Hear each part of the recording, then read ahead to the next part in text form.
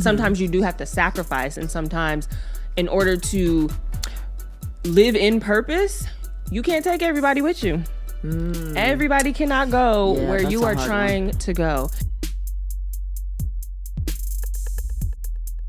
Hi, everybody. Welcome back to our channel. I'm Susie. And I'm Nest. And this is Mom and Daughter Talk, where we hope to inspire, encourage, and uplift your mother-daughter relationships. Thank you for joining. Yes. As you know, we back. We larger than charge, y'all. We hope that y'all have had a blessed day. You feel me? Blessed and highly favored. I know we were talking a little bit about purpose. So let's talk about that. Okay. Do you feel like everything has purpose, whether it be even people in your life, things in your life? Like, tell me, what are your thoughts about purpose? Oh my gosh, y'all. Purpose is the name of the game. Like, there's this tag that I saw on a hat, and I actually have it. Purpose over pleasure. And so I kind of flipped that, like, do y'all want purpose over pleasure in your life, or pleasure over purpose? Because it's hard to have both at the same time, like all the time, you know what I mean? Sometimes you do have to sacrifice, and sometimes in order to live in purpose, you can't take everybody with you. Everybody cannot go where you are trying to go. It's super hard because, you know, like the culture is kind of like, well, you need all the friends, and you know, you got to go here, you got to have your squad, your gang, your people. But then it's like, but if I'm living in purpose, everybody can't go with me. And I feel like, I could be wrong, but I've seen where a lot of people will tolerate other people in their lives because, you know, they like something about them, or, you know, one part of them or something like that. But it's like, I've learned, like, I can't tolerate people in my life anymore. Like, I have too much to lose because I'm living in purpose and I'm focused on what God has me to do. Like, I'm gonna lose too much if I'm over here fooling with certain people, you know? I think about the example of Jesus where, you know, he had the 5,000 or the masses that were following him or wanting to be with him. But then there was the 120, and then there was the 72, and then there's the 12, and then there's the 3, and then there's the 1. And I guess for me, when you talk about purpose, because I definitely have associates and even my clients and stuff that I really enjoy their company and I love them, you know what I mean? But then within that inner circle, I'm pretty protective, especially when it comes down to the 3. Like, I have 2 really close friends that are like sisters to me. Yeah. And so I'm very protective of that because those are the ones that are really going to have your ear, and those are the ones that I think about that scripture where it says when 2 walk together, 2 are better than 1, because when 2 walk together and one falls into a ditch, then the other one's there to help him up. So those are the ones that I keep really close to me. I'm pretty guarded about that. And I think it's, I learned that over the years. Like, you can't have an intimate circle of 50 people. You just can't, you know what I mean? So, and then because I am a giver and I like to pour into the close relationships around me, it would be exhausting if I had more than, like, I have 2 friends that are like sisters to me, you know, but if I had even 10, it would just be exhausting.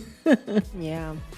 And I think as you grow and you mature just in life, then you do realize who really are God sent, in a sense.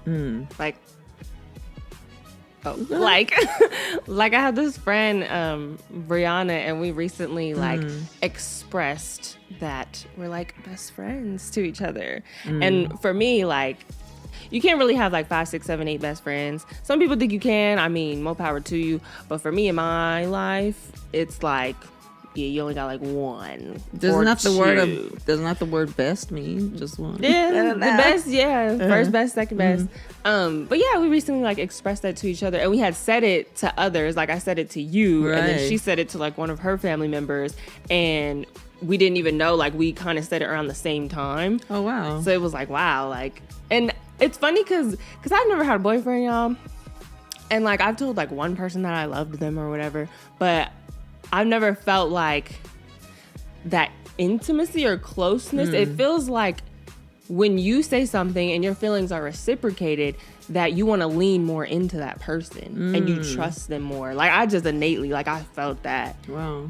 And it's like, it's kind of like this comfort of like, wow, like, I feel this way about you and you reciprocate it.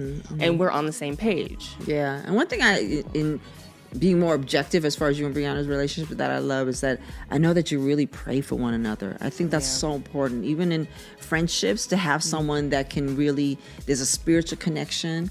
I think about this song that I heard years ago, and it talks about you are a true friend, turning, I forgot how it went. But anyway, it's talking about how turning my downcast eyes, my wandering gaze to the skies. You are a true friend. And I think ultimately that foundation, the spiritual foundation, is so imperative in a relationship. It is. Yeah. I mean, and even if you don't have that spiritual relationship with somebody, just make sure y'all not like only together due to similar traumas or like, or even similar activities. Because sometimes you can think, wow, I really love this person as a friend. They're amazing to me. But it's like, really? You only love that y'all go out and y'all party together all the time. If they couldn't go party, are you still checking in on them? Are you still thinking about them? Do they still cross your mind, you know? I think there's also a difference between I love this person for who they are and I love this person for what they do for me. And you got to be careful about that, you know? Wow. Yeah, that's a good point. That's a really good point. And I just started school. Well, no, I've been in school since like February. So that was like... While you have a full-time job. While I have a full-time job. So that was 4 months ago. So I'm working full-time, y'all. I'm in school part-time. And I'm working out like 4-5 times a week. So like, and I'm trying to, you know, balance family, friends, life, fun, all that stuff. So it's a lot for me right now. And even that transition was a whole whirlwind. I can talk about that later. But when it comes to all this that I have on my plate, like in the midst of it, I see who God is bringing in my life. And it's actually pretty amazing because I did pray for like friends. Because I only had like 1 or 2.